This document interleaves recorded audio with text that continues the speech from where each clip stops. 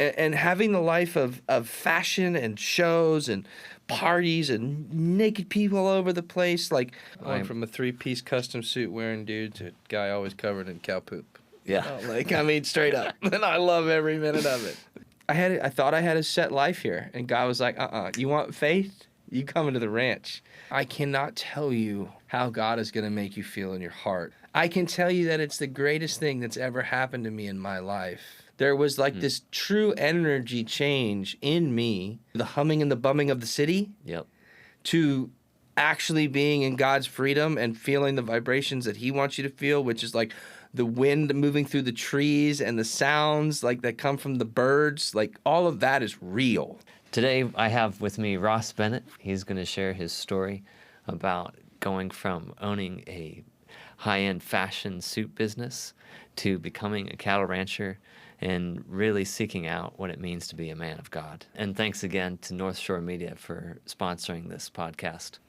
I've shared my story with church, with youth, with other close friends, but I've really never brought it to a publicly recorded space. So kind of bear with me as we go through it, but I will be honest with you on it all. And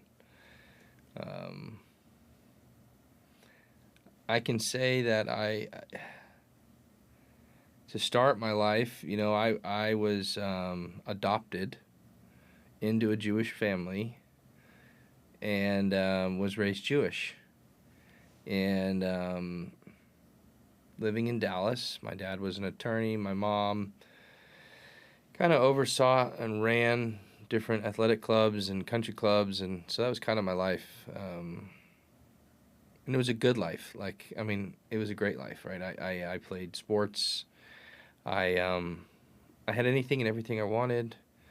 I look back at it now, and it's like, I can tell you right now, like, back then, there would be no way I would have given it all up for God. Like, there's no way. But my life was more along the lines of materialistic, and just the big city life of Dallas. Mm-hmm. And so when I was bar mitzvahed at 13, I had a nice custom suit. My dad, again, was an attorney, had a very nice double-breasted Glen Plaid, Hickey Freeman tailor-made suit made for me. I remember going to get fittings done and all that stuff. But, several hundred people in a country club having a big party after just memorizing some stuff that I didn't really understand. So yeah, my family, after I was bar mitzvahed, I started challenging, and during like all of my bar mitzvahs, kind of when God started trying to get a hold of me. I know that. Yeah. Here in Austin, I went to school at UT. Mm-hmm. And we would go to the Chabad house for Shabbat and party and just, celebrate the Sabbath with all the Jewish, college kids, and we'd go party on 6th Street and then go home or whatever. Mm-hmm. And I feel like in my entire life, like my Jewish fellowship was stronger in college than it was anywhere else. So I wasn't really searching for Jesus at that time. I was searching for a lot of other things. The devil had me, not because I was Jewish, but he had me because I was turned away from God and just focused on the life of being a college kid. Mm-hmm. And As was I. It sounds like more of a social club than a relationship. Oh, yeah, God. I was one of the best fraternity members we had. I was a rush captain. I was a social chair. I was the social chair in charge of the liquor cabinets. I helped with pledge training. I helped with all the different things that went on in the house. Mm-hmm. Absolutely. I was a committed member to that social club. Yeah. And Satan had me. Now, he put my wife of now, 15 years in my life. So I graduated high school May 22nd of 2002. And I moved to Austin on the 23rd, and I met my now wife of 15 years on the 30th of that month at the frat house. And as we were dancing, I said, I'm going to marry you someday. And all glory be to God allowing that to come true when I never knew it was going to happen. Because, you know, as you fast forward through all my ups and downs and mess ups in life, I asked for her to be my wife without really knowing God, but God heard it. God gave it to us. Then he gave us our firstborn son who you met, and he's the one that brought me to Christ at the end of the day.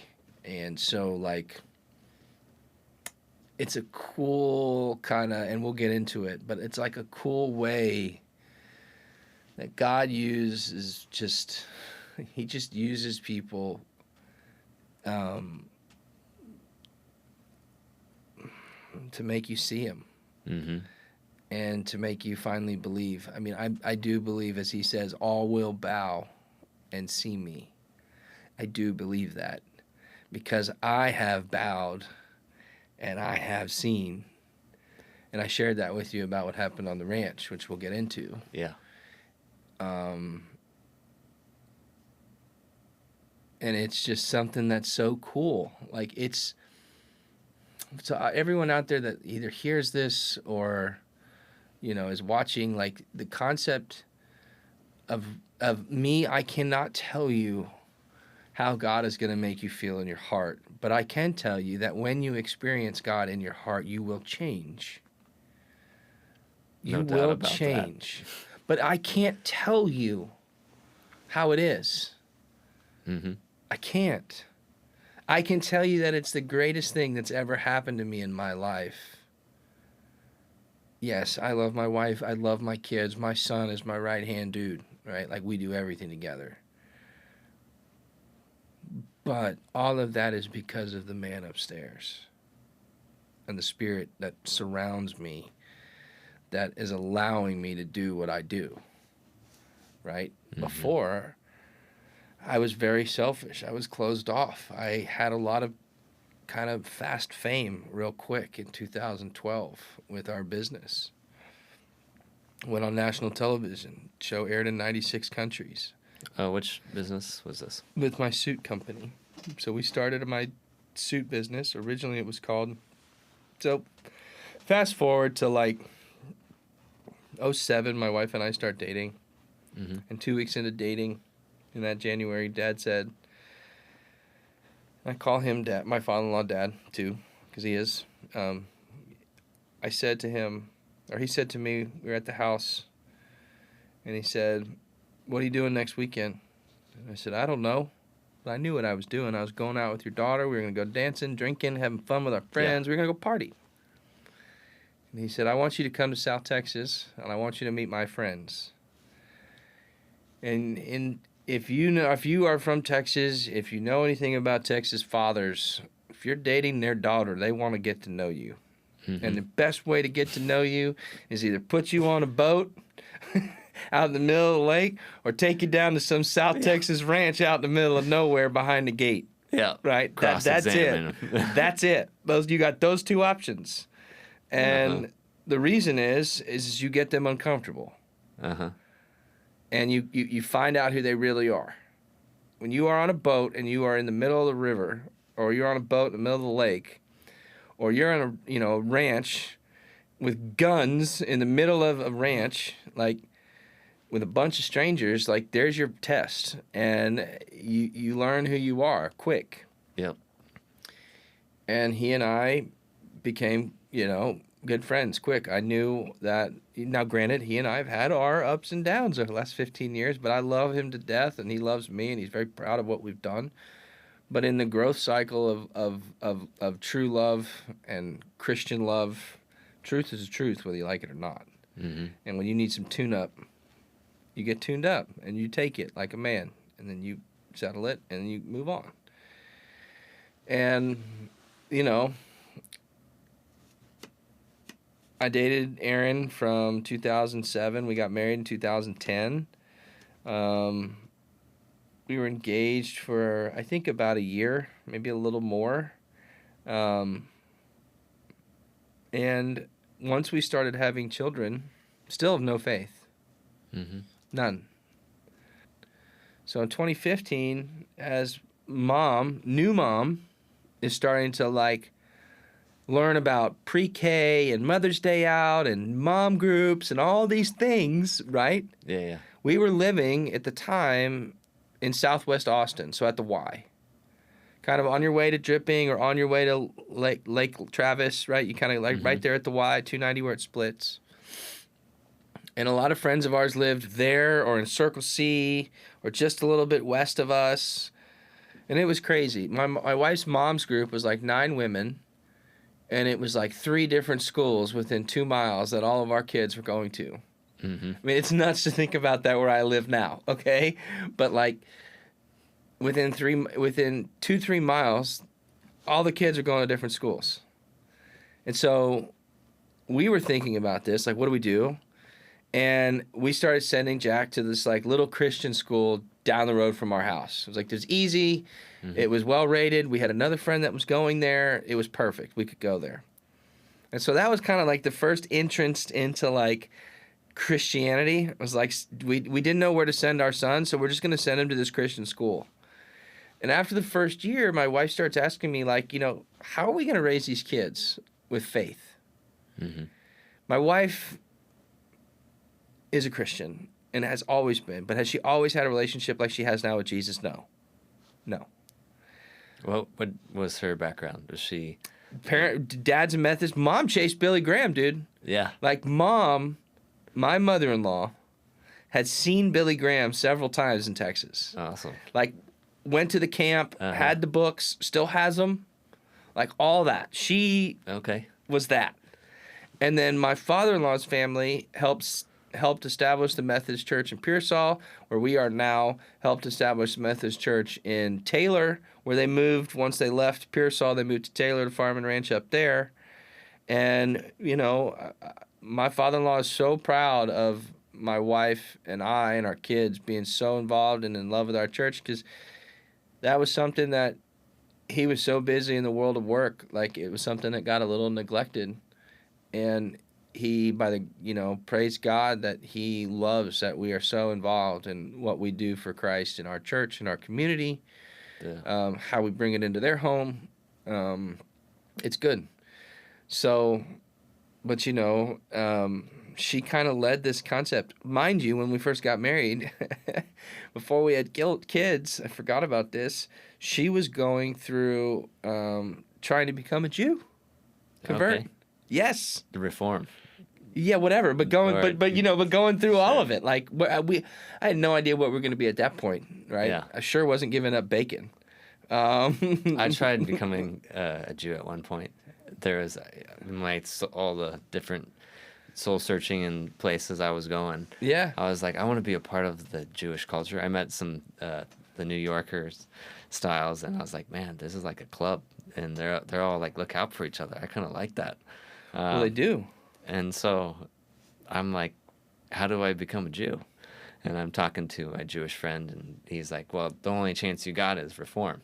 And then you're kind of like the lowest tier of Jew. It's called like an Israel, or a term, which is basically like your convert. Yeah. Yep.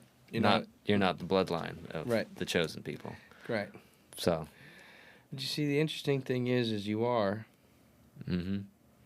Because they can trace all male XY chromosomes back to the 3 sons of Noah. Incredible. So, if that's true, then aren't we all part of that same bloodline? Okay? So, remember how God works in amazing ways from creation. And that's some stuff that they forget. I've talked to hundreds of rabbis, not hundreds, but like every rabbi I know, even when I was a non-believer. Mm-hmm. Who is this guy? Who is Jesus? Mm-hmm. Why do all my friends that are in Young Life and FCA have so much joy and happiness? Who is this guy? Like, oh, he was just a carpenter. Really? This much love and joy for a carpenter? A Jewish carpenter that might, like, wow. Like, who is this guy? Not very high in society, but no. Right? All the joy. Yeah. And, fast forward to where we're like, okay, what do we do about faith? This is like 2017. 2018 kind of goes on. We muddle through it. We're still talking about it, going roundabouts. Like, what are we doing with Jack next year? Da, da, da, da, da, da, da. November 2019. I start somehow, I mean, I know it's God, but like somehow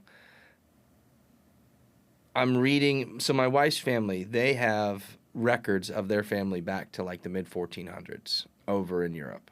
And it's really awesome. Her late uncle did all of this historical data and genealogy and got it all. And it's in books, and they have letters, and they have all this stuff. And so I always like to deep dive into what the World War I love letters were, or when the family came from Tennessee to settle Texas in the 1870s, like some of that information, like what's all there. Like looking at the original pictures from the early 1900s of Pearsall, where we live, and the surrounding areas where the family went. Like, I'm a nerd about all that stuff. Cool. My mom did that for us. So I said, how do I do that for the next gen? Oh, I'm going to start journaling. By the way, if you don't journal, or anyone out there doesn't journal, like, I advise you to start writing to yourself and to the generation after. It'll evolve. It'll get better. Your penmanship will get stronger, and you will start to add God more into your journaling. Just it'll happen. So I started journaling of 2019. And January 6th happens.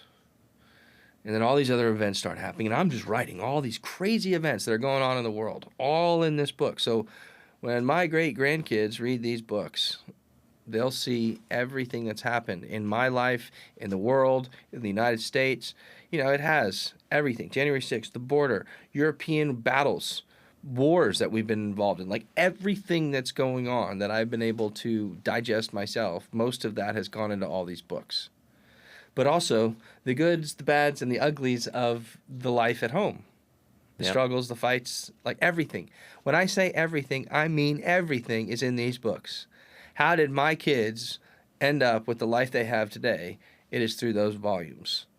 And so I have written in them since November of 19. I think I'm on like volume 8 or 9. Do you do it daily? I try. It's at least 3 to 4 times a week. And it's exciting. Here's my rules. These are my rules, and they're very strict. Whatever you write in there, it better be open and honest with love and truth. The second one is you're never allowed to go back and read what you wrote, ever. Because it'll change the course of the future of your writing. You're not writing it for yourself. You're writing it for the next generation. You're not writing it for you. I like these rules. So you're never allowed to go back and read it. And 2, no one else is allowed to read them until you die. That gives you freedom to write whatever. 100%. My family respects all of that. They know where all the volumes are. They will not open them. It's kind of like the gun safe. They know where everything is. They won't open it. And so because, and this goes back to all that stuff, if you educate and lead with love and guidance from the beginning, they are going to understand what is right and wrong throughout it. And when they mess up, they'll understand why they messed up easier. So, like, with these journals, I mean, when I say everything, dude, everything. Everything. And there's days when I'm like, I don't want to write about yesterday. I don't want to do it. But then I have to. So, you know, like, I have taken pictures, like, so, like, you know, there's newspaper clippings in there. There's photographs from different, like, catastrophic events that happened in our world. I snapped a picture off the internet and printed it, like, things like that, slide it in. You know, the first horses we bought, those papers are in the pages. The first bull I bought, the first herd of cattle I bought, Jack's first show steer we bought, like, all these different firsts are all in those books. And then there's also the fights and all the stuff. But why? Because the kids already know that stuff happened. It'll ingrain in them. But then when they read the fight, the resolution, and how those days after progressed, they'll see that it's okay in their life too to have struggles and battles and arguments and disagreements. But that's what builds the true love, like the truth, the love. Like, it's authentic. It's authentic. Compared to the image that we create of ourselves for everyone to see on social media. Yes. Which is edited, highly edited. Yeah. Yeah. And, like, that rawness aspect, though, I would imagine it helps develop and be honest with yourself and your own character and walk with the Lord. yeah, when you write something down you don't want to write, and then you ask your Lord to forgive you in writing, in penmanship. So not only here, but here, transcribing the forgiveness, the request for forgiveness, or the thankfulness for what you've given, Lord. Dude, like, but the reason I can get so deep is my 3 very strict rules. Yeah. So I've kept journals at different times, and I like write stuff. I'm like, gosh, I just hope no one's reading this stuff. I haven't really destroyed them, but Sure. I started to like edit and be vague about certain topics. I am 5.5 years into it, and I love it. Yeah, I mean, I'm going to pick it back up after this conversation. God created man as a storyteller, right? I mean, we are storytellers. It's been that way since the dawn of time, that we are storytellers. Sorry. We have been instructed to share the gospel. Okay? Well, those disciples that wrote the gospel were storytellers. And the people before them were storytellers. So in order to share the gospel, not only do we have to say it by word, but we need to say it by written, by not only by mouth, but by writing. So that the next generation sees the trials, the tribulations, the joys, the sorrows in the man in the generation before their life. To see that their life is okay because I went through it. How many times have you read the Bible and read a story and be like, dude, that happened to me a year ago. That happened to me yesterday. Yep. So if that's what the Bible is, why do we not leave a version of that within our own clan of family to continue? That's my theory, right? I know so much about my wife's family's history of where we live, which has been there for 150 years, because it's been left behind in journals and photographs. So why would I not do the same thing for my family to know where we came from? How was my prayer strength? Go and analyze the books from volume 1 to volume 6 or 7 of 7 now. Like, go look at the prose. Go look at how much now God is in there. Go look at the prayers that are established. Because as you talk about this with others, your own writing evolves. So I used to not have prayers, specific prayers in the book. I would just talk about everything, and I would lay all my stuff out on the table. But I wouldn't actually say, God, I'm praying, like those specific words. Until one of my buddies, who's the mayor of our town, who's a very close friend of mine, said, have you ever read George Washington's journals? And I said, no, because I got him to start journaling. Yep.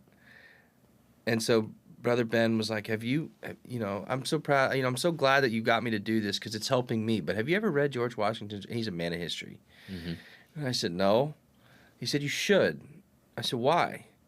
He goes, because he had a very similar mindset of like the dedication to the journal. But he kept Christ in it and foremost in it. Every of them either begun or ended with a prayer. And I was like, what? So I deep dove and I started reading some of these that you can find online. And I was like, you know what? If my founding father of this nation went to Christ to find this nation, then how do I go to Christ to build my family's legacy with Christ? And how do I lead in my prayer books how to do this? So I just started, God, I want to thank you. And then it just started evolving as the wisdom and the writing started to kind of slowly evolve, which it still is ever evolving. My words, my prayers got more specific to God within those moments of either joy or weakness. But it's now written, it's transcribed, it is written. So, I think that's how my meat company that I own now, that I have a partner in that is a brother in Christ, that is a good, solid Christian man in faith, the same values, has come too. I've had a lot of businesses. I've had partners in one of my business, my suit business I've had forever. I've had partners in the business that, almost destroyed me. But when I analyze everything, In all the businesses I've had in the past that have not been successful when others have entered, it has all been to dealing with people of no faith. That speaks volumes. Yeah, I mean, how many people do you know a business has failed, and when you analyze the partners in the business, are they both of faith? Are they both staying in the concept of faith if they claim that at the beginning? If the devil gets into a business of between two partners, the partners go cross, and they both let the devil consume them and take God out of it, it's over. Because selfishness and pride and ego and all that. Ego is huge. You were talking about that just out before we started. You mentioned something about how ego is kind of one of the most difficult aspects of overcoming. Yeah, I mean, look at Saul. It's been happening forever. He thought he could do it all. Mm-hmm. And so many men think they can do it all on their own. They think that they can do everything. They think that a masculine man is one that bears and shows no weakness. Well, I'll show you a masculine man that loves Jesus Christ, and they will show you their weaknesses to be able to become stronger, to push through that wall, right? I think that ego is one of the biggest killers to our society. I mean, it's deadly. I mean, it is deadly. And it can kill a business, it can kill a relationship, it can kill anything, just as fast as, actual death. In business, if God gives you an ability to do something, a lot of people forget that God has given you that ability, which also means he can take it away. Okay? And so if God gives you this ability to do something, and you do the ability for God's glory, God's going to let you continue to do that and then expand you and bring in more like-minded people for you to disciple to and build a kingdom like that for God's kingdom. Build a group for God's kingdom. That will happen. But if you get into a business and you're like, me, I did this, no glory goes to God, your business is going to crumble real quick. Why? He's jealous. He is, and he tells you he's a jealous man. He is a jealous God. I've learned I've started businesses in 2008. That one business is still in business. That's the suit business. But I've had other businesses that I've done that I've either left, that I've either been forced to kind of sell off, all different things. Until finally my meat business took place after 3 years of waiting and praying, 3.5 years. And I'll get into that part because that's kind of the last piece to knowing God is real, like really knowing God is real, that he does fulfill the things that you feel he's telling you to do, but also knowing that you have to have the passion and the patience and the persistence in the waiting for it. Like, don't give up. The patience part is Yeah. But being persistent hardest. in the patience. Being persistent in prayer. In the patience. Like that's things that people like, I am being patient. Yeah, but are you being persistent in that time of patience? Are you still learning? Are you still growing? Are you still talking to God? Are you still telling him, Lord, I'm ready? And he's like, no, you're not. You need to go build this fence. Like, I'll give you, okay, so. Let's hear it. All right, so we're back to November 2019, and January 2020, COVID hits, right? The world shuts down. My wife and I get into selling masks. We do kind of well. We're doing some stuff. We make enough money.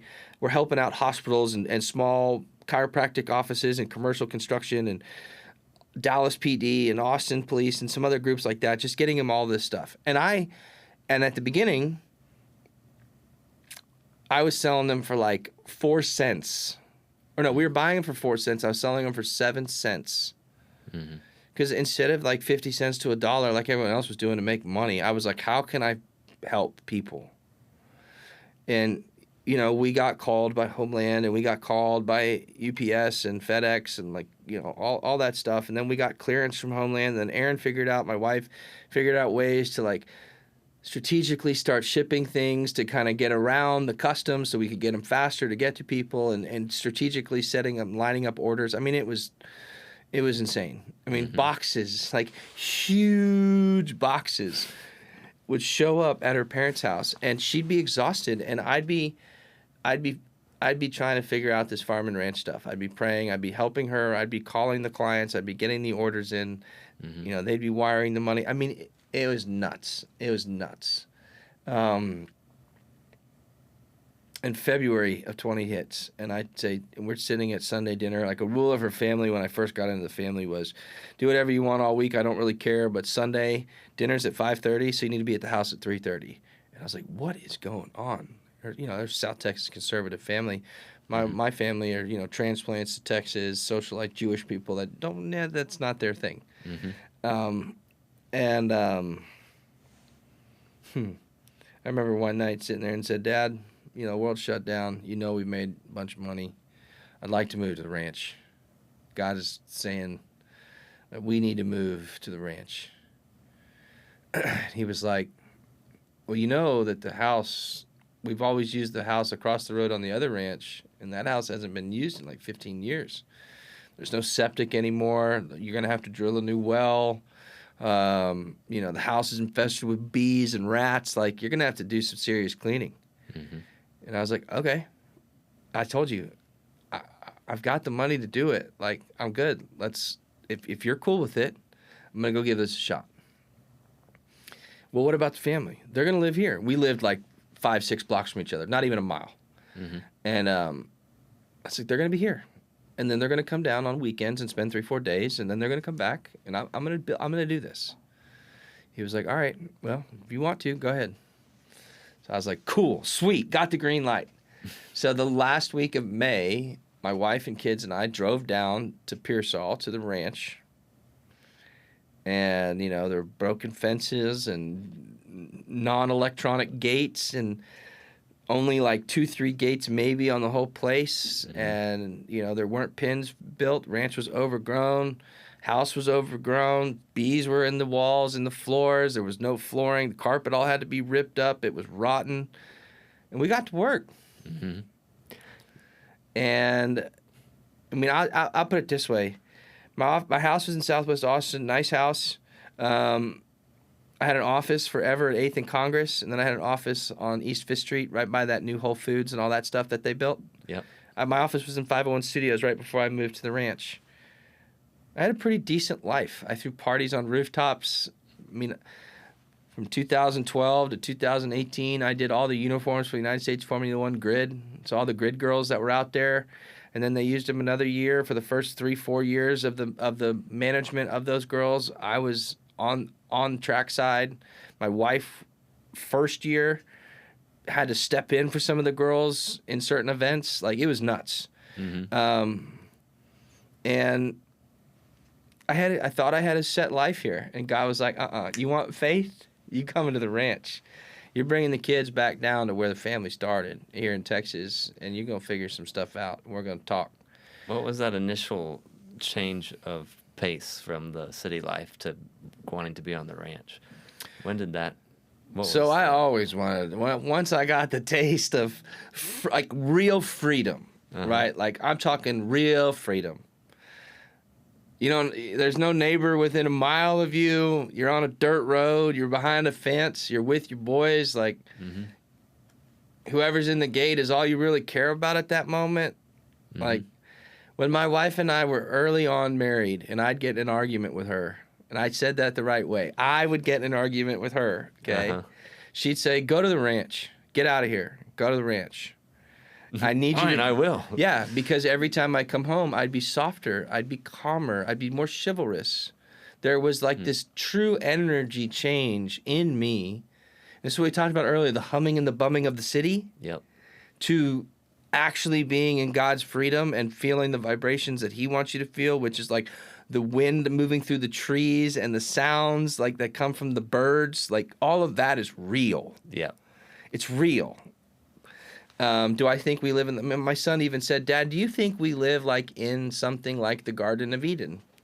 And I said, well, we don't live in a utopia, but yeah, I'd say we live in something that's pretty much like a garden would have been, like with birds and trees and just nature is all around us. Yes, we have our own little space.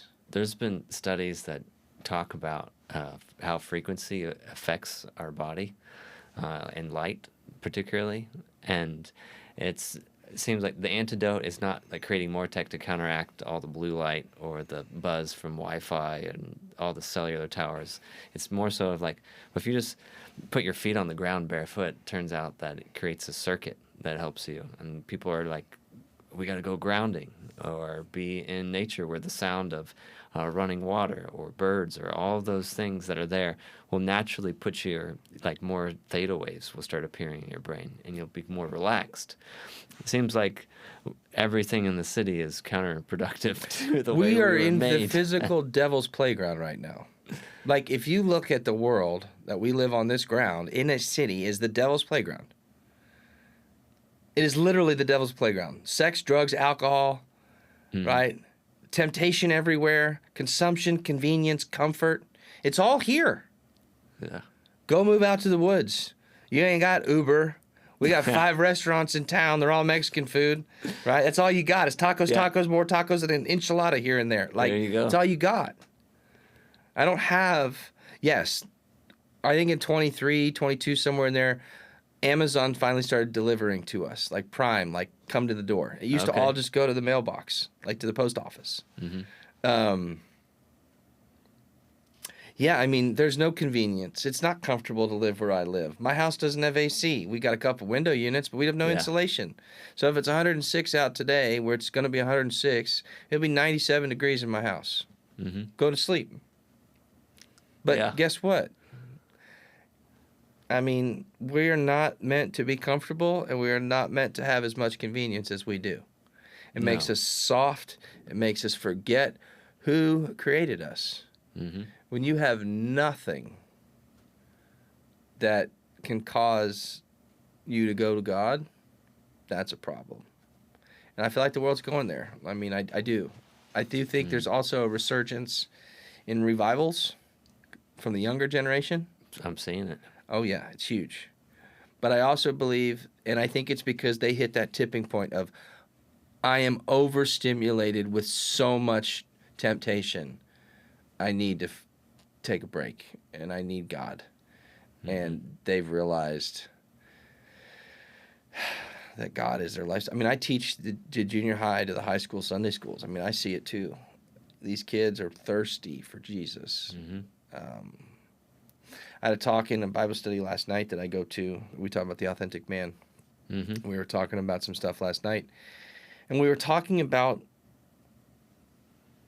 the communication kind of trap. Like, how do you communicate? Well, everyone's on AI. Everyone's on social media. Everyone's on Snapchat. Everyone's on TikTok. I'm not, but like everyone's on these things. Well, how do you talk to a 16-year-old through those? Well, you better learn because that's their language. So, like, I learned something, and I encourage others to do this.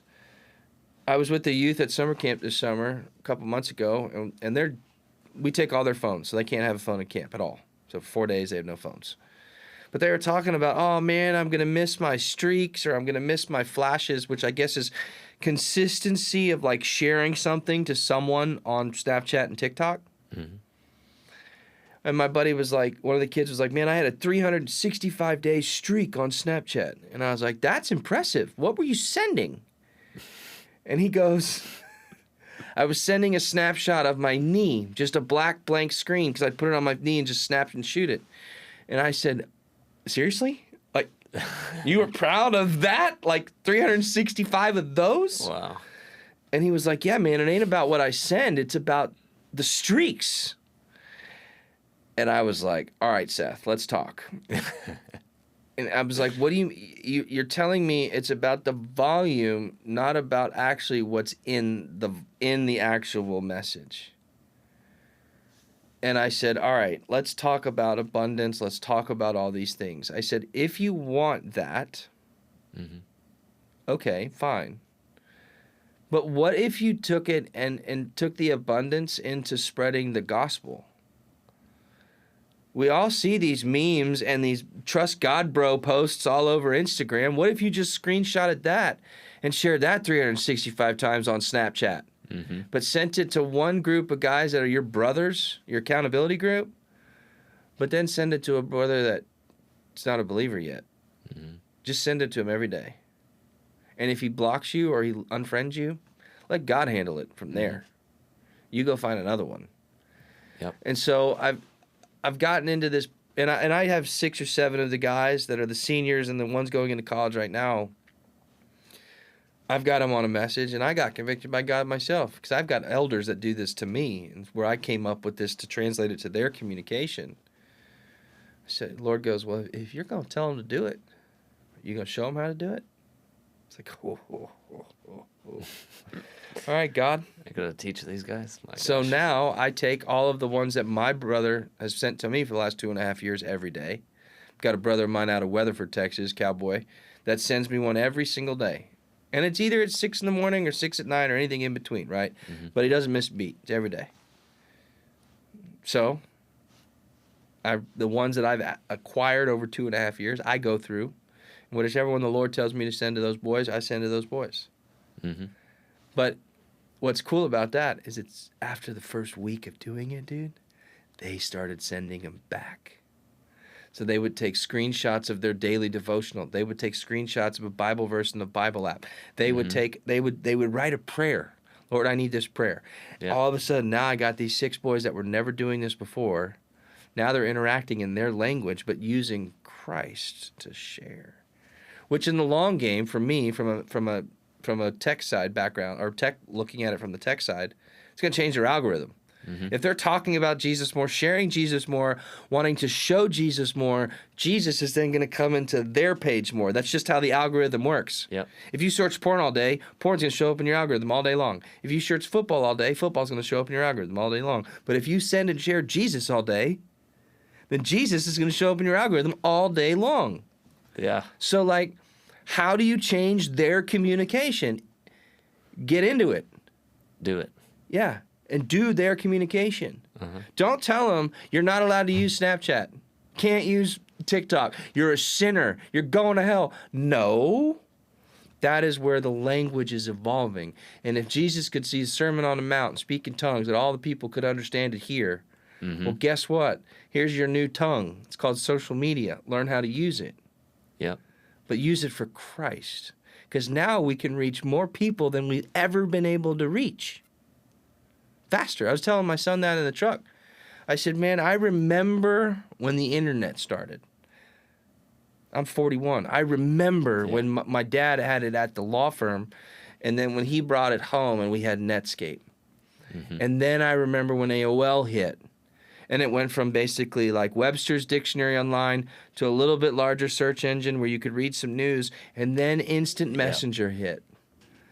And the freedom of Instant Messenger was you could talk to your friends without anybody picking up the phone to hear. Yep. Chat groups. Chat groups, right? Like all that, right? Oh, yeah. I remember when Google hit, and I was just like, you can search anything, Anything. and it'll find it for you. Yeah. I was like, whoa. So that was our language. And our grandparents were like, I'm not touching one of those computers, right? There was this backlash on it, and there's still a backlash now. So, like, again, this is all biblical. These same stories, these same things have happened for thousands of years just across this trajectory of the way we've evolved with technology and other things. But it's the same story. So we'll go back to kind of my stuff, right? So, and how I kind of found God and have gone down this whole path of like learning to love him and bring him into everything I do. Like I said, I lived there for 5 months without a bathroom, without a septic, without a toilet, without a shower. I had a nice house in Austin, and I just gave it all up. Yeah. I even gave up my family. I gave up internet, gave up everything. I had a rifle, a green light on a hog feeder, and an iPad and a cell phone in the fields to mend and work and rebuild a house. And at night, I'd FaceTime the family until it got dark. And then I would watch a movie and hunt hogs every night. That's all I did. The first summer, I killed like 300 pigs because I just sat outside and just shot pigs all night long. But again, it was like my time to like be alone and be in the still, like on the unknown. Uh-huh. Because I went from being dad's bird dog to now I'm sitting on this ranch with no building expertise, no carpentry skills, no farming skills, no ranching skills. Yes, I've learned how to drive a tractor, shoot a gun, skin a deer, all that kind of stuff. Sure, fine. Yeah. But always by the assistance of others. Now I'm like, there's no one here. Mm-hmm. Just me. And I was farming, we don't do this anymore, but I had like one of the earliest licenses to grow hemp in the state of Texas. And I was growing on the ranch. And we were in a drought, and I was farming on rainwater. You know, it gets 105, 106, 107, 108 degrees about this time of year, every year. And I remember, it was about this time too, that I was sitting in my little buggy, and I was looking out on the field, and all the plants were dying. Dad was still, we're getting any rains. Dad was carrying 1,000 gallons of water every week to 10 days. He'd come down for a day, move water for me, go back from the ranch across the road. He'd bring me like 1,000 gallons a week, so that's like all I had. So I didn't shower. I showered on Fridays for 90 seconds on a hose attached to the roof. Like, freedom. Go as quick as possible. Yeah, and I had about 150, 200 gallons left of water, so I had like no water. And I dropped to my knees in the middle of that field. And I was like, God, if you're real, I need rain. I was talking to my wife's ancestors who all walked those grounds, like Lance Tighe, Papa Turner.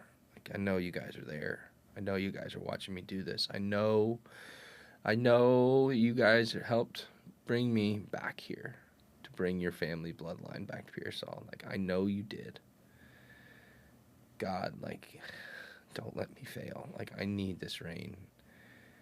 And again, there wasn't like, I was 0% chance for the longest time. And all of a sudden, out of this cloudless sky, and it just hits rain.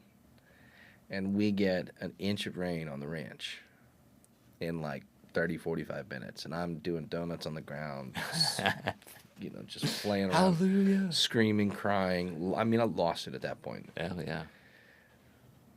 Calling my cousins, or my wife's cousins next door. Did you get any rain? No. Neighbors? No. People I knew in town. Did you guys get any rain? No. Like, no one I knew around me got rain. Or anything that they could write home about. And we had an inch. And I knew then and there that this was real. Like, God was real. And I didn't know Jesus yet, but I knew God was real. And I knew that there was now a reason I was going through all I was going through at that ranch.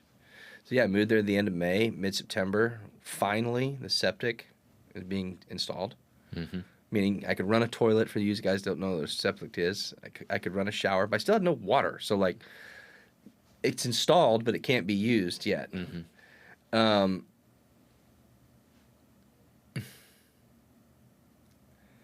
I had the capital to pay for it. But Dad says, I'll pay for it.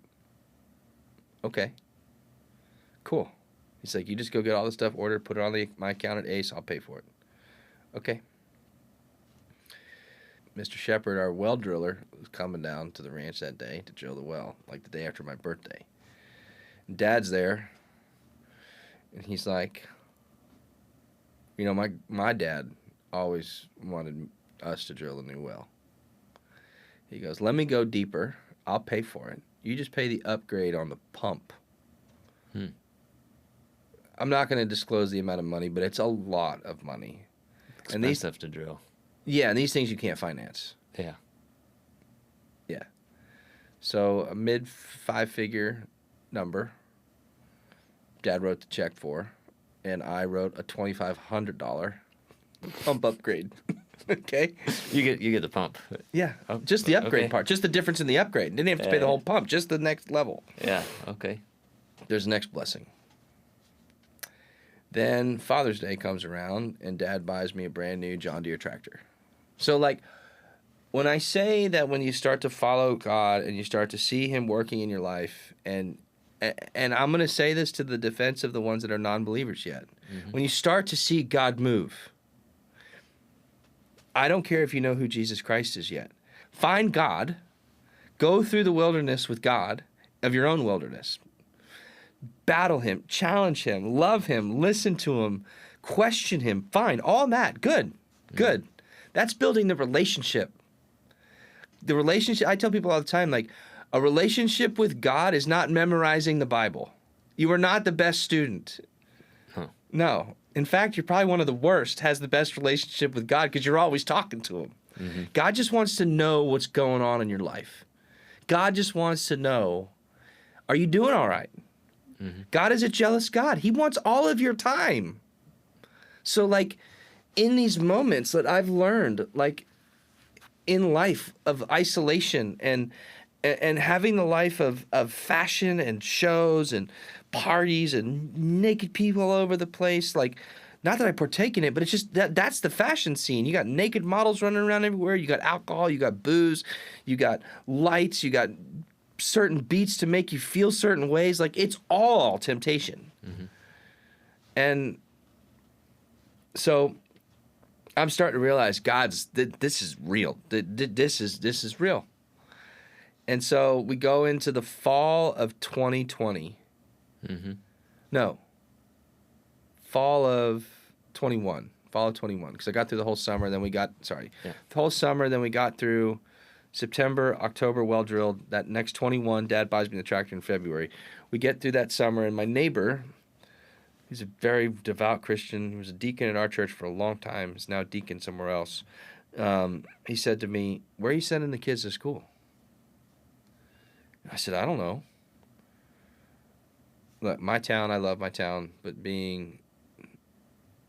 it's tough to send my kids to school, public school. They won't make it there. It's rough, and we felt keeping them, like we said at the very beginning, in faith. Let's go put them in a private school." So we were looking at charter schools in San Antonio, and then we found out about the little Christian school at church. Again, God works in cool ways. We walk into the church to go and learn about the school. My kids start going to school there, and I wanted to meet the pastor. So a couple weeks go by. I go in and set a meeting to meet the pastor, and his first words are, pretty much like, "I just want to tell you about your son. Your son, Jack, he loves Jesus. He loves Him. He loves church. He loves Jesus. We love seeing the joy in him. And I'm going to tell you, in the next week or so, he's going to ask you to come to church." And I was like, "Look, man, there's no way. But if he does, fine, I'll answer it. And I'll say, yes, we'll come." So that was like on a Thursday. And 6 days later on a Wednesday, he comes in from school. I'm sitting at the little island in the kitchen. He's like, "Dad, why don't we go to church? Can we go to church on Sunday?" My wife's sitting over there, and she looks at me, and she's like white as can be, and it's like, "This is on you." And I was like, "Yeah, sure, we can go." And, from there, the rest is kind of history. We fell in love with the Lord through that. We got baptized on Christmas Day of 22, and we lead our lives solely for the purpose of serving whatever He asks us to do. I've been battling with my suit business for a long time. In fact, a couple years ago, I asked God to remove all the unrighteous clients out of my life. Boy, did that cost me a lot of money. I mean, a lot of money. But that's okay, because He brought more people into my life that wants Bible verses in their jackets, and they want to talk about Christ when I'm meeting with them. And it's a time and a place to where I can be that disciple, be that guy that shares some good news about Christ. Ask them about how they know about God, right? Like that's what's happened there. And then 3 summers ago, 1 Timothy 6:8, "If we have food and clothing, we are content," was said to me by the pastor, and I'm sitting there and I'm looking at what my life is and relates to that message, and I was like, well, I'm making custom suits and I'm raising beef. Like, Lord, are you telling me that if I provide these things to people to help them with contentness, I'm doing your will, your work? And that's kind of what I've lived by ever since. And so I started to pray, Lord, okay, let's help me build this market. My son has respectfully and persistently been like, Dad, I want you to get the market open. Okay. So at the beginning, I thought I could do it all and kind of build it to this grandiose kill floor and whole processing line and, you know, taking live animal in and breaking it all the way down to the end products. I wanted to ask you before you Yeah. get to that point is when you started praying to Jesus and he became your Lord and you got baptized, did you notice something different in your life comparably to before when you're just acknowledging the existence of God as being real and then accepting his son Jesus? Yes, so I think, so I can say this. I accepted him well before my pastor allowed me to be baptized. Okay. Does that make sense? So, like, the pastors sometimes have, like, a schedule of when they're going to baptize. Mm-hmm. My pastor made me wait, like, 9 months. And he was pruning me and grooming me to make sure that was what I wanted. But I can tell you right now, when that rain hit is when I gave my life to God immediately. Mm-hmm. And when my pastor said he's going to ask you in 3 days to go to church, or 7 days to go to church, and he does it in 6, I believed right then and there. Like, I had too many miracles that had already hit me from when I moved to that ranch. I was already like, all right. But where I wasn't bold in my faith and standing firm for God, see, we have like an above ground pool at the house. Mm-hmm. So I would tell the pastor all the time, like, just come on, come to the house, baptize us in the pool. Like, come on, let's go. Like, he's like, nope. You're going to walk down here one day in front of the entire congregation. You're going to tell the congregation in front of the congregation that you want to give your life to Christ. And then we will decide on when you are going to be baptized.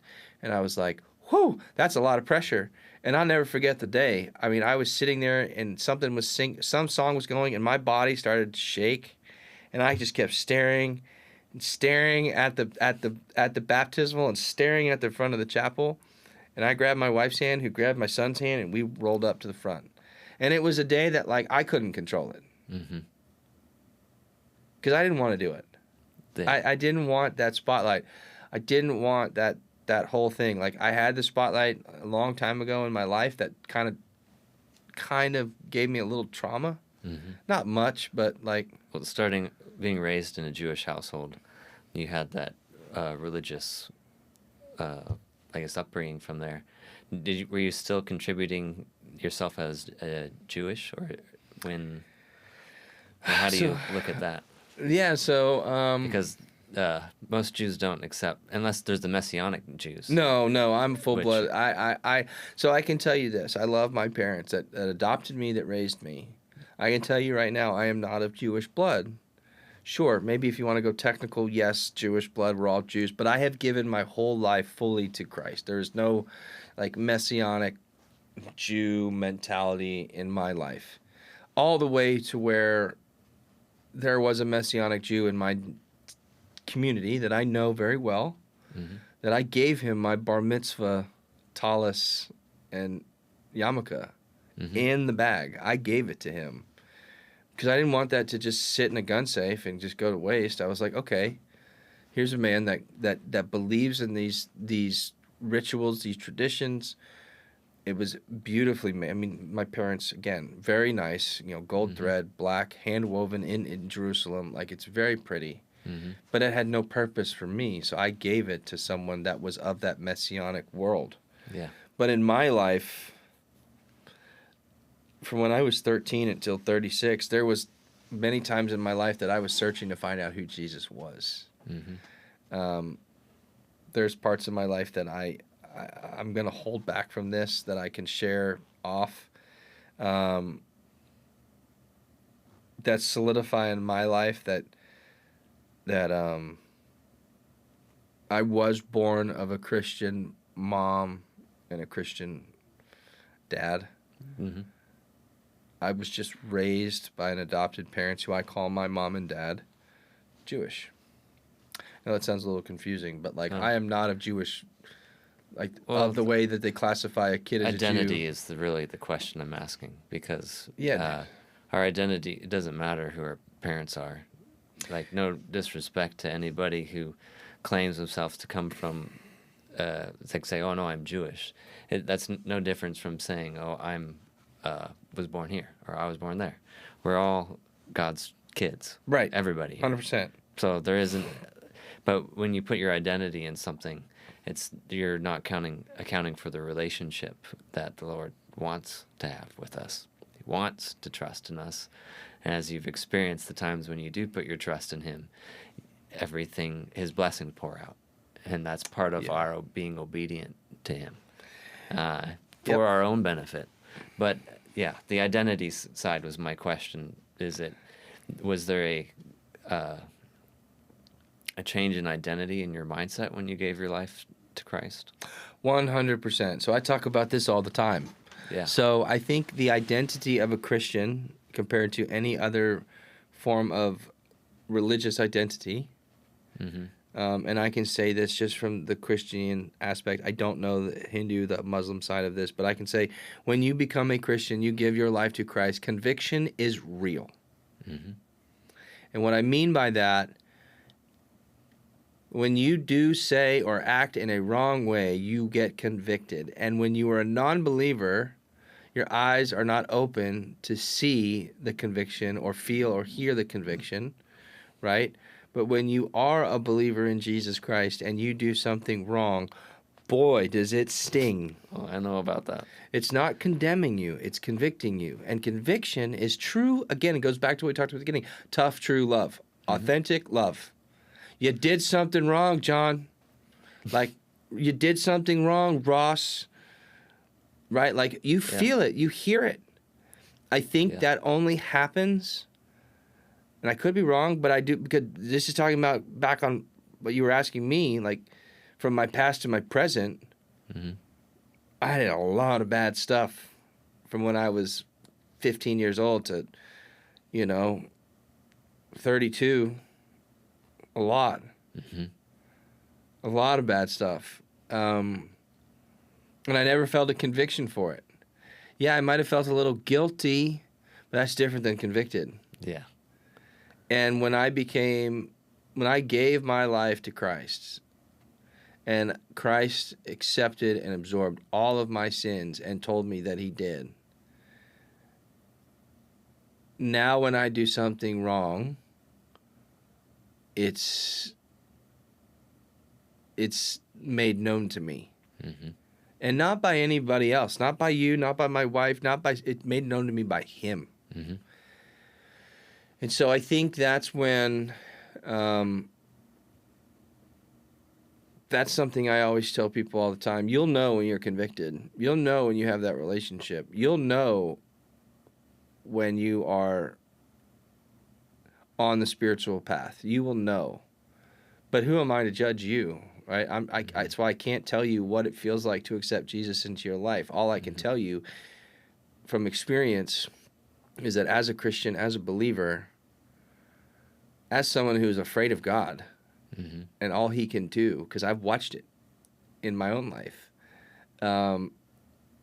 is that when you start to really feel conviction, you know you're on the right path to following Jesus. Amen. I know it. Does that make sense? Exactly, because it's the conviction that says in the scriptures that He convicts us of righteousness. And the way I've interpreted that, it's like, if you're to put a character, the Holy Spirit's like, what are you doing? Like, this isn't who you're supposed to be. Yeah. You're pretending to be somebody that you're not.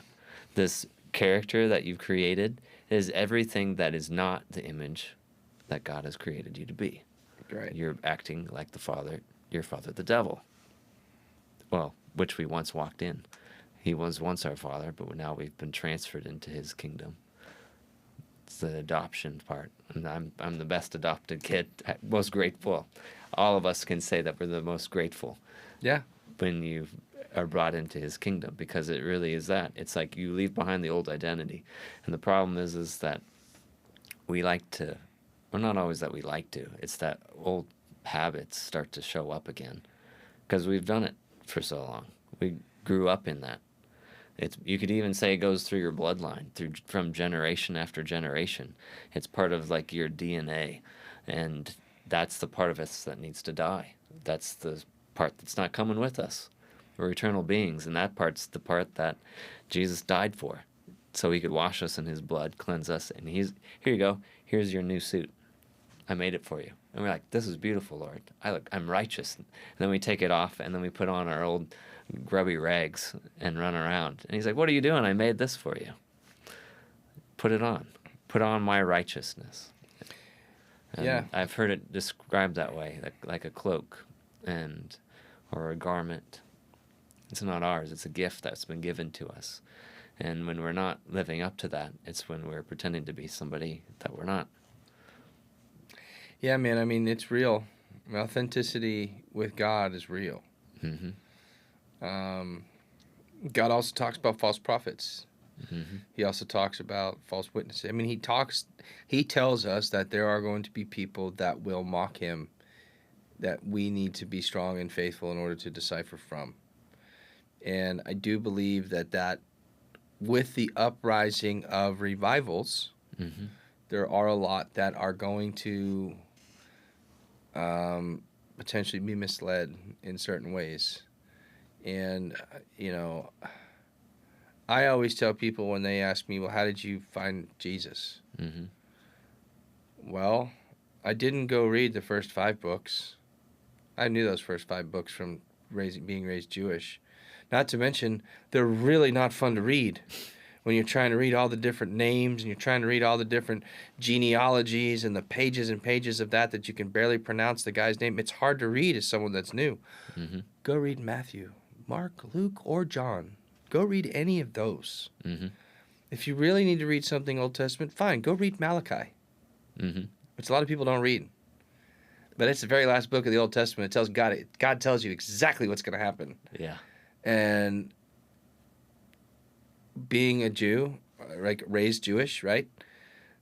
So all of those books, Esther, Malachi, all of those books were in what was called the Haftorah, right? The books after the Torah. Mm-hmm. Torah was 5 books. So, we didn't put much emphasis on those philosophical books in where I was raised. And I don't think many Jews do. Mm-hmm. Why? Because they don't want to hear from the prophets about what is to come. But all of those books talk about what is to come. Yeah. All of them. Yep. Like, there's not one that doesn't discuss the Son, the Messiah, like the end. Like, it's all there. And, Yeah. the Jews have, in many of those books of the Old Testament, the Jews turn their backs many times. And even in the New Testament, they turn their backs many times. Mm-hmm. But if you read what God says to do, love me as you love yourself, love the neighbor. Mm-hmm. In my opinion, that's not, oh, I need to love you and like give you hugs and smother you like that. No, love is truth. Mm-hmm. Love is authenticity. Love is when you do something wrong, it's not for me to judge you, but it is for me to tell you the truth as a loving brother that you did something wrong. And you'll feel God's conviction. Like, I feel like the religion is really simple. Mm-hmm. I think we get in our own ways because of the 2 greatest modern sin, which is comfort and convenience. When you get real comfortable and life is real convenient, you don't think you need God.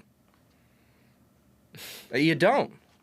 Mm-hmm. Because you got it all. It's all made. I mean, that's not me, but that's a lot of people.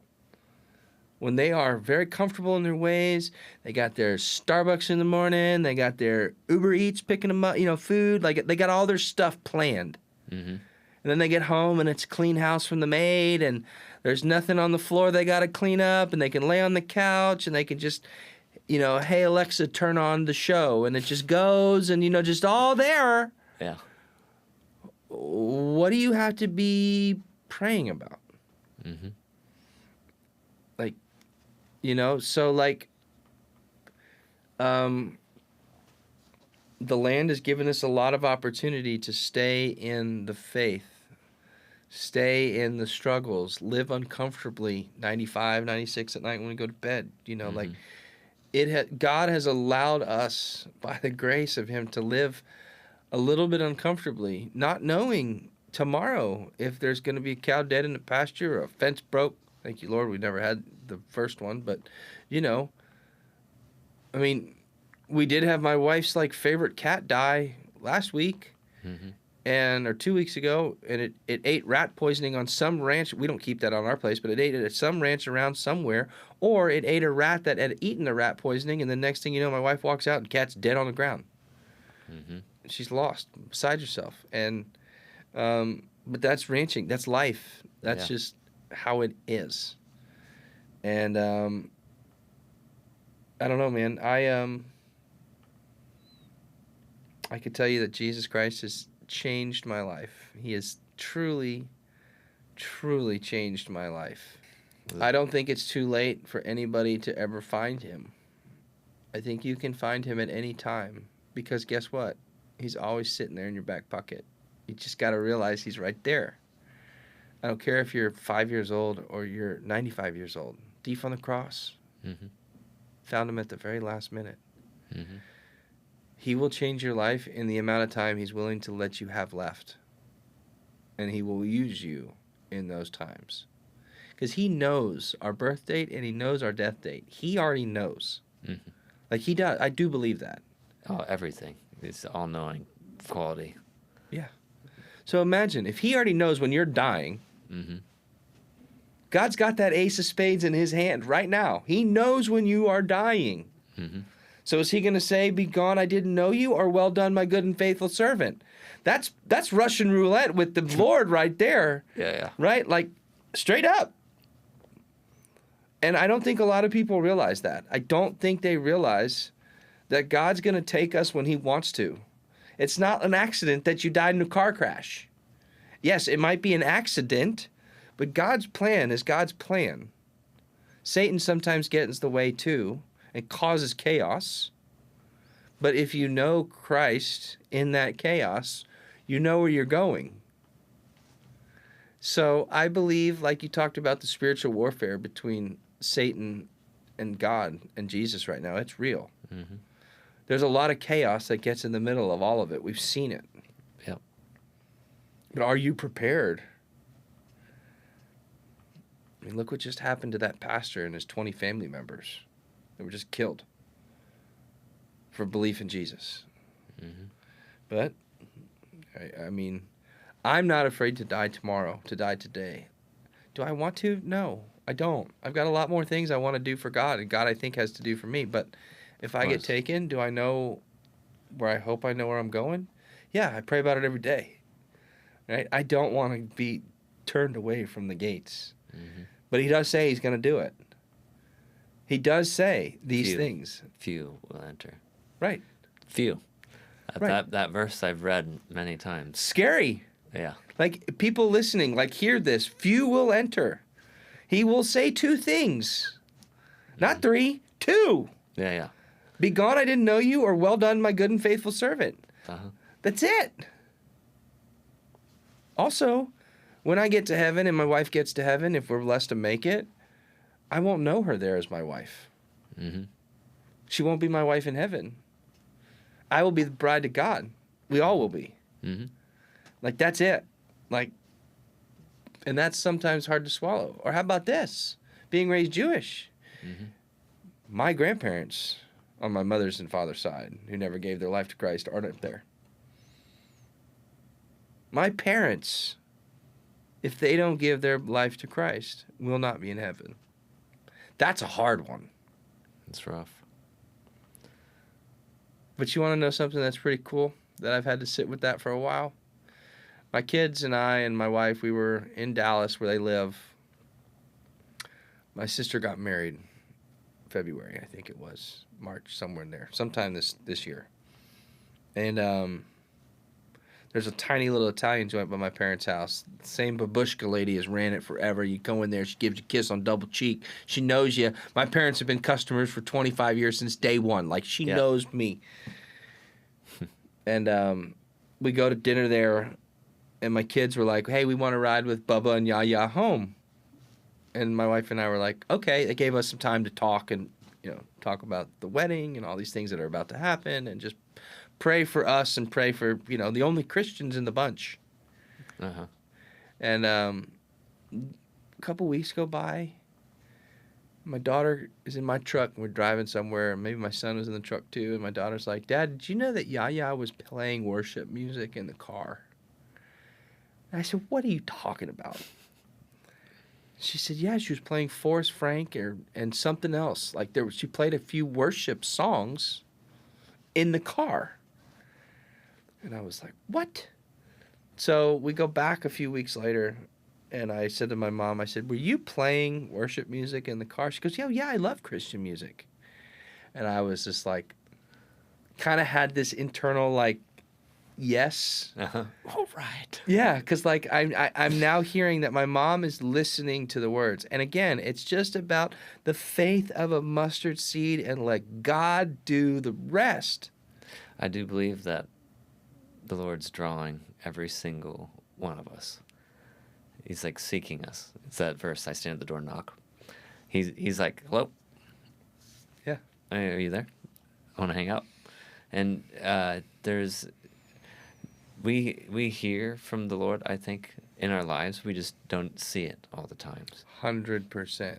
And it's not like, okay, as soon as you give your life to God, boom, now all of a sudden Jesus is in your life. No. He's been there.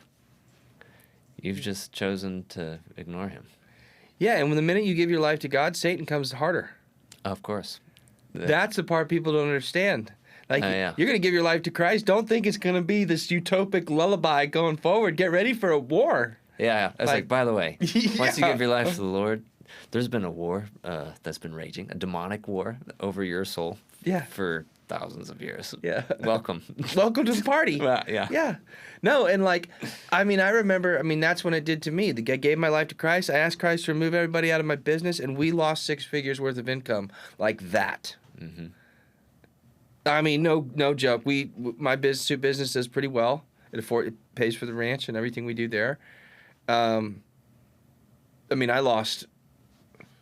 And the crazy part about the loss, dude, I forgot their names. I don't even know how to search for these people in my phone. Like, when I ask God to remove them, I know that their numbers are still physically in the phones. Yeah. Because I didn't move them. And God's not going to just play the magic and erase the data. Mm-hmm. But he has erased the capability of me to even remember a letter of these clients' names. Yeah. That's the wild part. I had these clients for a decade, some of these guys, that would spend $40,000, $50,000, $60,000 a year on buying garments, and they were super dad. Mm-hmm. And then they're going to Vegas and calling me and asking me for the guy's number that can get them anything and everything they need. Mm-hmm. But at home, they're, soccer coach, and they're the super dad and the best husband of the year and all this stuff. And then they're in Vegas twice a year doing this. Mm-hmm. And I was like, God, I need all that away. I'm not going to be the tailor that takes on this hush money anymore. Well, boy, did he remove it quick. Mm-hmm. But it's like, he's like, thank you. All you had to do was ask. Woo-hoo, boom. Like right. Genie in the bottle, right? Yeah. Like literally overnight. Uh-huh. But what's so cool about that is that's when I got really into like hard work and discipline, talking to God every day. Mm-hmm. Like when I went from, 5 figures a month in suit sales to nothing for 6 months and dried up real quick in terms of finances. Yeah. What God was doing was like, you need to go get out into the woods. Go get into the woods again. You need to go work for some elders in this town. You need to sit around their flagpoles and pray with them. You need to go and meet some of the elders here. Like, It's time for you to go journey into your community now. You've been on that ranch too long. Now you're away from Pearsall. You've asked me to remove all your unrighteous clients, so I did that. Now you're stuck here because you have no one to go see. You need to go into the woods and work. And so I started reaching out to a lot of the elders. And I was like, look, I might have asked God for too much. I asked him to remove all my unrighteous business. Well, he took my whole business. Mm-hmm. Can I build fence for you? Can I come drive your tractors? Can I work your cattle? Can I, whatever, what do you need? Mm-hmm. One man came to me. He's a brother of mine, good friend of mine. Older, in his 70s. It's like, man, I broke my back 2 years ago. I'm still in recovery. I'm starting able to work my goats now and manage the herd, but I really need all this brush cleared off all these fences. I can pay you $15 an hour, but I can't pay you more than $2,000. But I can give you a job to get you kind of moving. And I was like, I'll take it. When do you want me to start? He's like, yesterday. I was like, all right, I'll be there tomorrow. Yeah. And started doing that.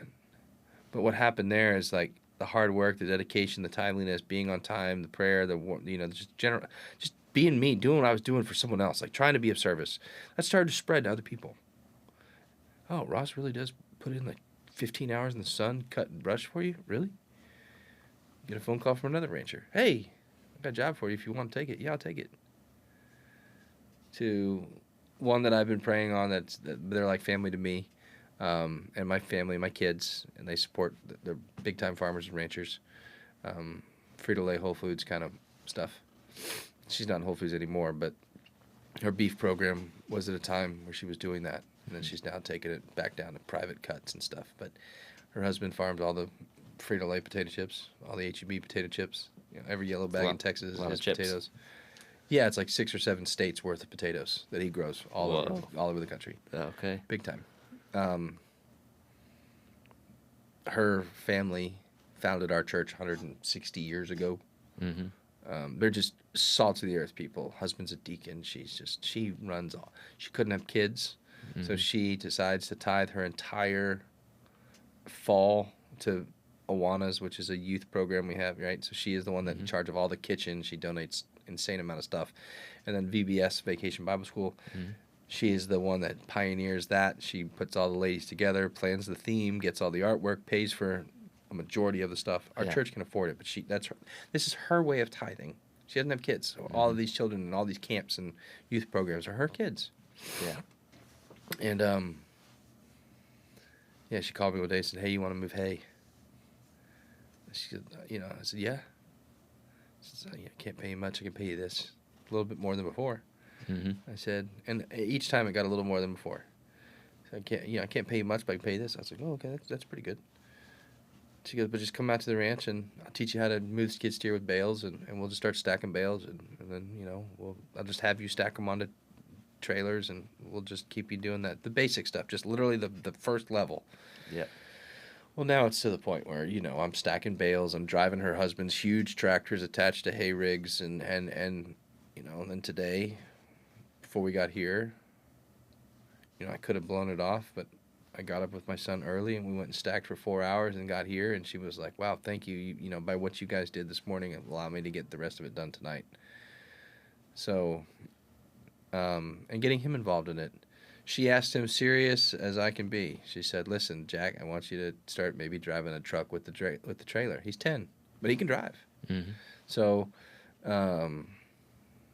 he's now going to get to start working for Mark and Linda, which is really cool too.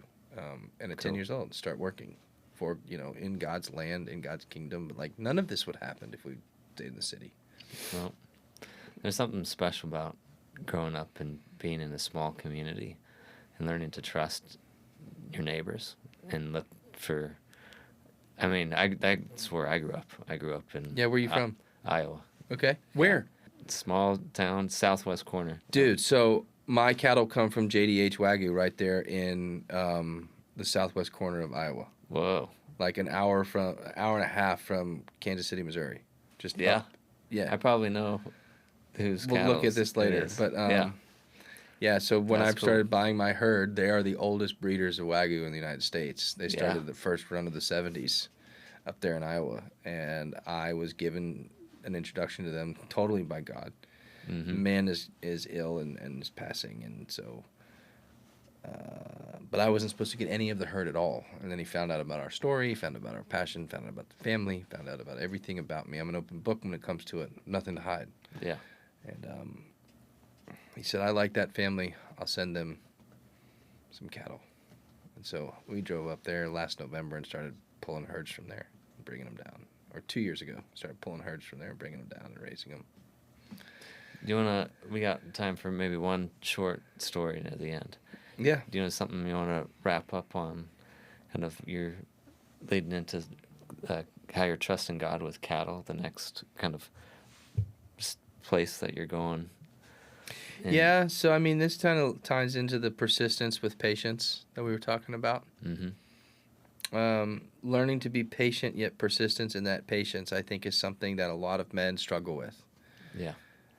They're sometimes way too persistent, or they're sometimes way too patient.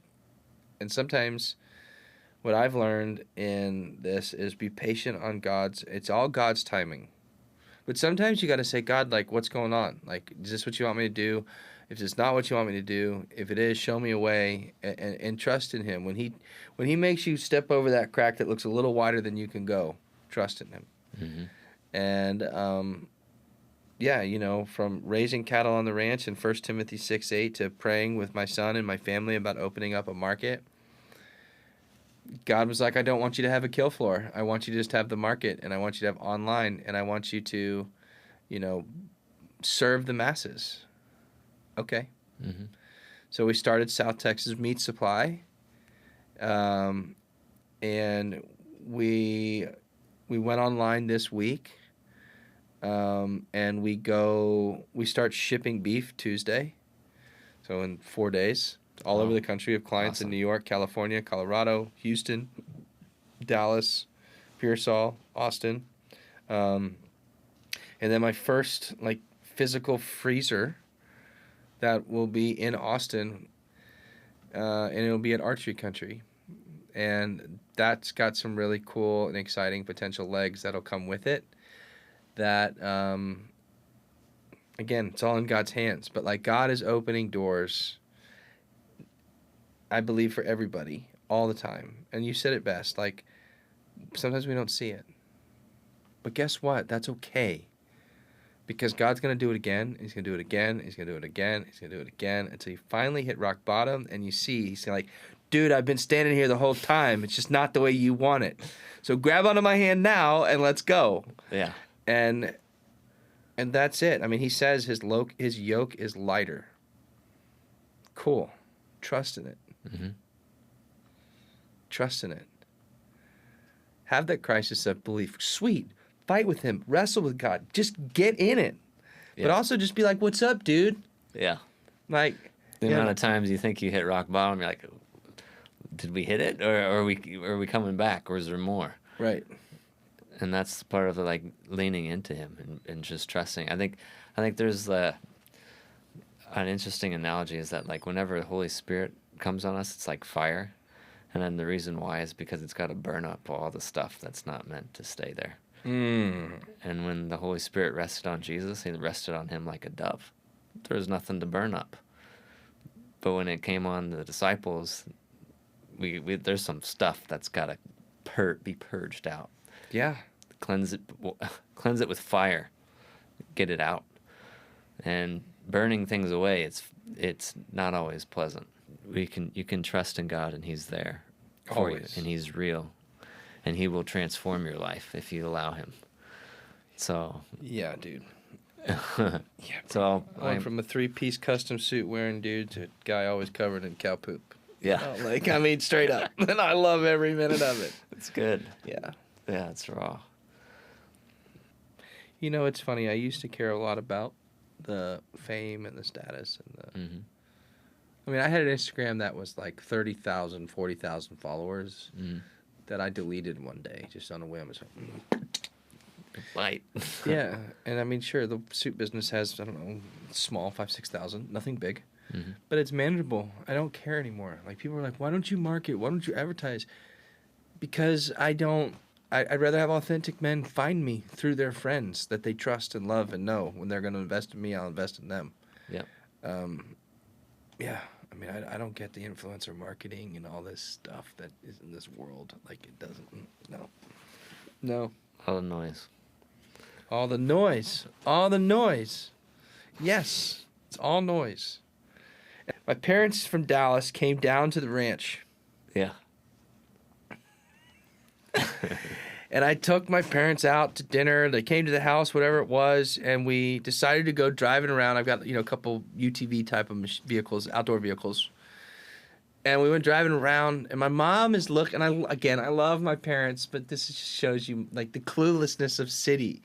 My mom looks at the sky, and she goes, do we have the same stars?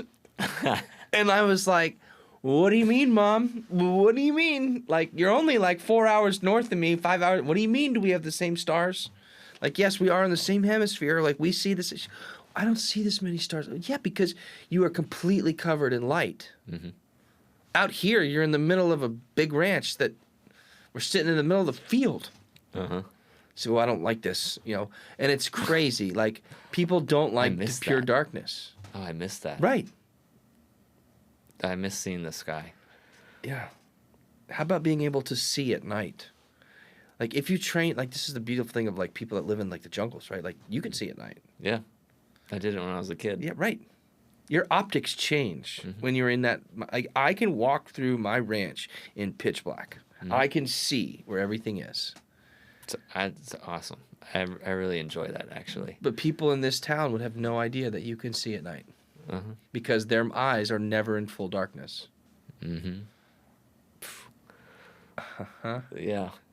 So there's just these little things that, like, I always challenge people, like, get out. Mm-hmm. Get out. Go ground. Like you said, it's the simplest thing. Take your shoes off and put your feet to the soil. Let it reset the waves in your body. Let it ground you. Mm-hmm. But, I don't believe that anything can ground you better than Jesus Christ. Amen to that. Like, I mean, real, Yeah, for real. It's not like do this ceremony and then you'll be good. It's like the same effect of, like, eating potato chips versus actual potatoes. Right. Or something. Yeah. Or No, a nice it's steak. It's he's so fulfilling. I mean, he really is. But I mean, I told you on the phone, I could talk about Jesus all the time because he just. And the thing I want to tell people too, which I should have said in the thing, but I didn't, is that I have a real problem with people saying that you can be as perfect as Jesus. Christ-like does not mean that you're going to be as perfect as him. In fact, God says he will make us perfect when he takes us back to heaven. So if we are lucky enough to get into the heaven of the few, he will make us perfect. We are not perfect. We are made in God's image perfect, but then we hit the world and we found out what sin was. Mm-hmm. And we can repent every day. And we can talk to God every day, and we can thank him for saving us because we are unworthy of the love and the grace that he gives us. He should kill us all every time we sin first. Boom. Sin, dead. But he doesn't. Mm-hmm. He doesn't. And if you look into how many years you've been living and how many times you have sinned in those years, and you're like, whoa, he hasn't killed me yet. I mean, thank God for the grace, but also the perfection. You don't want it yet. We don't want it yet. It's like John wanting to sit next to the right hand of Jesus, and Jesus is like, you don't want it. Mm-hmm. Jesus tells us, you don't want it. Let me be that for you, and you go do this for me. Tell more people about me, and I got you. And it's like, wow, I don't have to be perfect. He's got me. I just got to go tell people about him. And when I mess up, he's going to fix it. Like, that's so beautiful.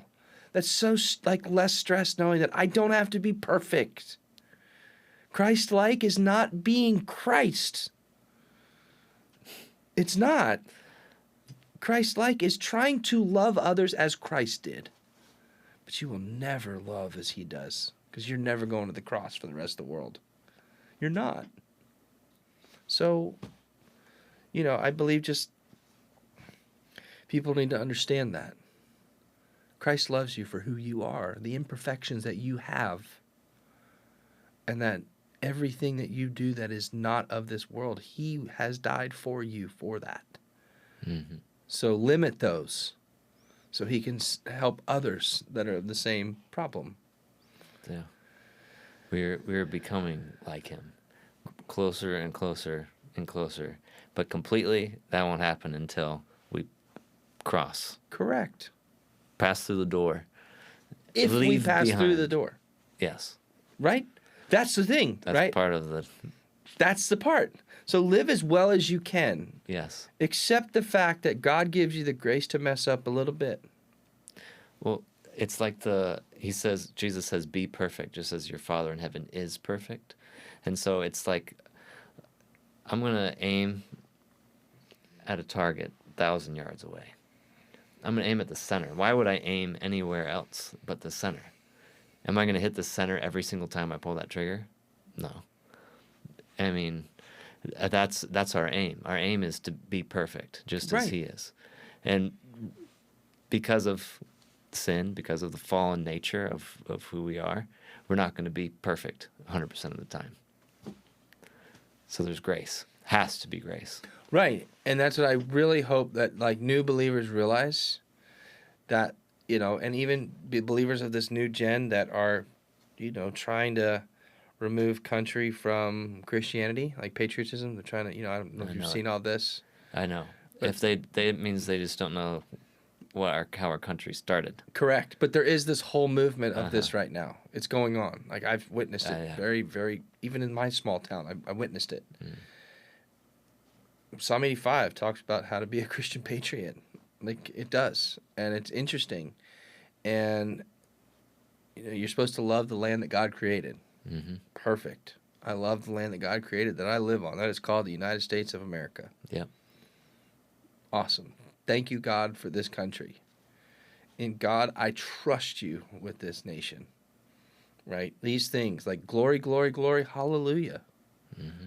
I mean, this battle song's written before we were a union. Like there was God at the center of this country before the country was a country. In order to be a statesman of a state, you had to be a Christian man and had to proclaim Jesus as your savior. That was a requirement for the first 13 colonies. Requirement. Yes. So, like, don't tell me that this country wasn't founded on Christian principles. It sure was, by Christian men. And that's why the blessings of our forefathers have been poured out on this place, and why America's been so prosperous all these years.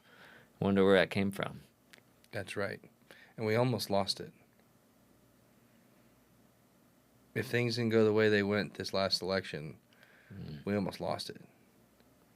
Now, am I for the way things are going as exponentially fast and as they are? Not really. But am I for what's happening because God has entered the conversation? Yeah, I'm 41 years old. I've never seen Jesus Christ talked about in political government as much as it has been in the last 40 years of me being alive, ever. It's 10 presidents. Yeah. Now, I don't cognitively remember all 10. No, I'm 35, so similar in number. Yeah. Same. Ever. First I've seen it. Yeah. Since Eisenhower, really.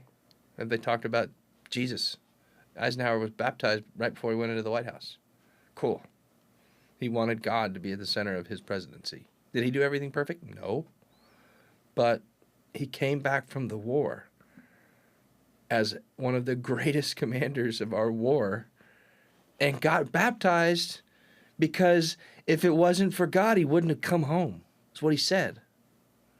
And he got baptized and then decided to go into the White House after being baptized. Not a lot of people know that.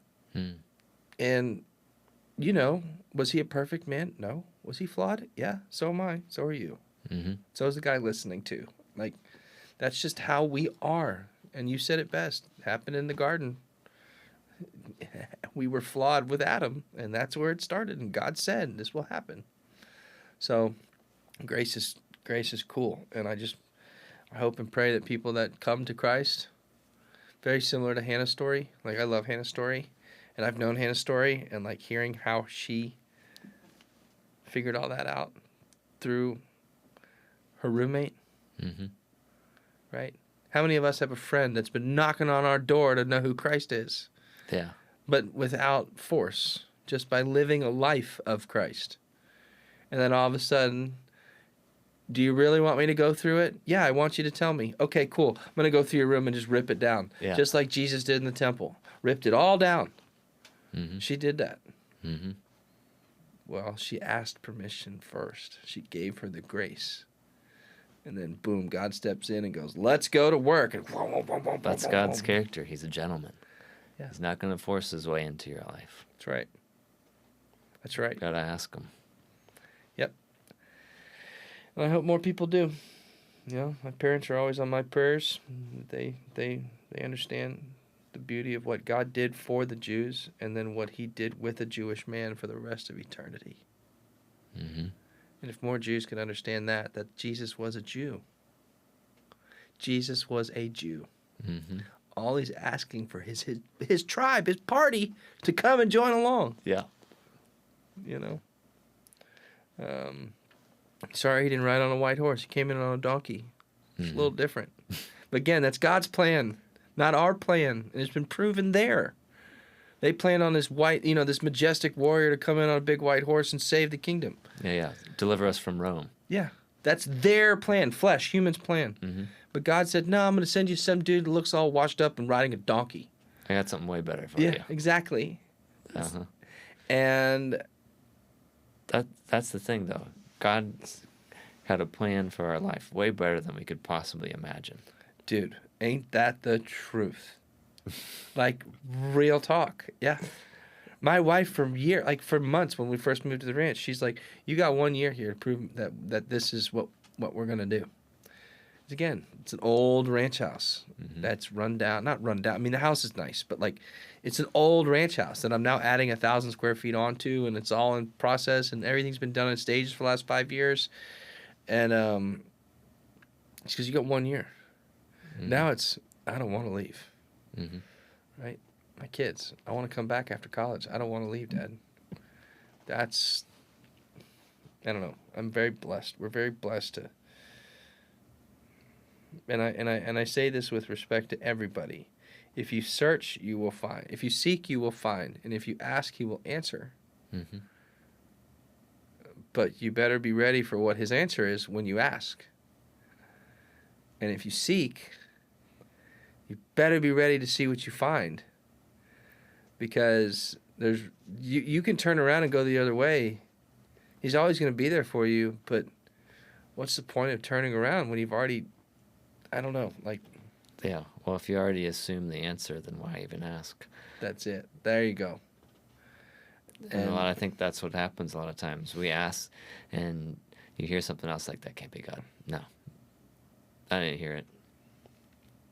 And he's like, get rid of this in your life. You're like, nah. We gotta surrender is a big theme all throughout the New Testament. Jesus laid his life down. No greater love than this is to lay down your life for your friends. Right. And if we're laying down our life to serve his purpose, put aside the fame, the fortune, lay that down and give to people, how much greater could your life possibly be that you could imagine from when you were in that stint of your life? Saying the best 4 years of your life has been, or 6 years, he said, have been out on the ranch. Yeah. Not at the country club, not in the box seats of the Dallas Cowboy game. None of that. Not driving my Range Rover down Congress Avenue to my office on 8th and Congress, not going into the Capitol and suiting people there, like none of that. All the accolades, all the stuff, all the proclamations, like all that, no, I don't care. No, it's not anywhere near the same as what Jesus has done for me in just these 6 years. To where, like, I mean, I truly don't know, yet I don't care where he's taking me. Because I know it's going to be a narrow path, but a fun ride. Yep, because we got a good God. We have a good God, dude. He's so good. Yeah. Well, thanks again. You're welcome. This was fun. It was great. All I can say is at the end of this, wrapping up, I appreciate you having me, is like, Jesus is my Lord and Savior. And anybody that ever would want to talk to me about him, I'm happy to talk, like how to find him. I will encourage you, if you're lost, you can be found, but you need to go get lost in the woods to be found. So, like, Austin's great for that, right? There's a lot of parks. There's the Botanical Garden. There's Zilker. There's the trails. There's stuff out in Lakeway. There's stuff in Dripping. There's there's all of these different holes of water and parks and places that you can just go and be with God and really maybe get a divine intervention on what you're supposed to do with life. Mm-hmm.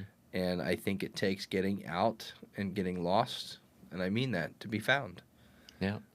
And my getting lost was moving to a very rough town, but has a true love of God, and where my wife's family's bloodline pretty much comes from.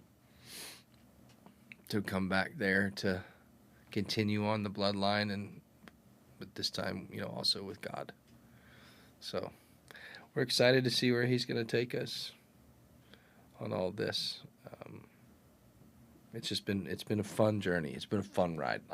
Out of the 41 years of my existence, the last 5 or 6 years have been the best time of my life. Mm-hmm. And I owe it all to Jesus. Amen. Yeah. And who knows what's next? Only God knows, bro. Only God. Well, there you have it, everybody. Ross Bennett's story on the authenticity of the gospel and who God is. And you can trust him. You can have a relationship with him. Seek him out, and he will respond to you. He's been there the whole time. Mm. Whether you choose to see him or not, he's been there. And God bless y'all.